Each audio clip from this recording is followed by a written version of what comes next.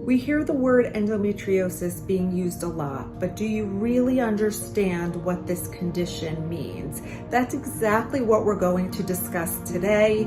Hi everyone, I'm Susan Winograd with Pelvicore Plus. If you haven't already subscribed, make sure you go ahead and hit the subscribe button so you don't miss any other amazing videos.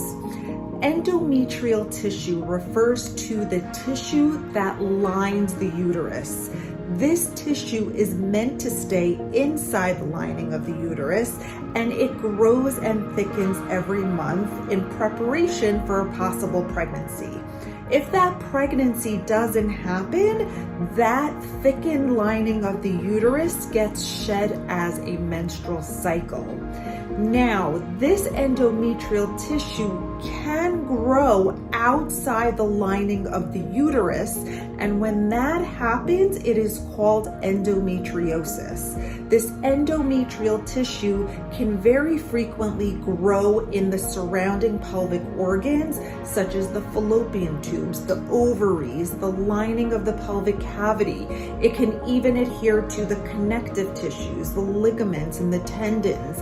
It can adhere to the bladder and the bowel and the rectum, and it can even adhere to the diaphragm or the chest cavity and the abdominal wall. And that's when we run into dysfunction and pain. This can happen because that endometrial tissue is really good at proliferating and growing into new structures very quickly, because it constantly has to do that every month in preparation for a potential pregnancy.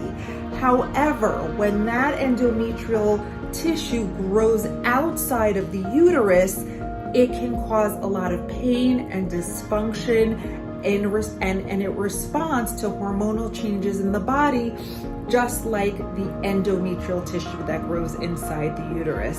And that's really what we're talking about when we talk about endometriosis. In our next video, we're going to talk about what are signs and symptoms of endometriosis and when it is potentially time to go see a healthcare provider to help you out with that. So make sure that you don't miss the next video. We have a whole series coming. Can't wait to see you there.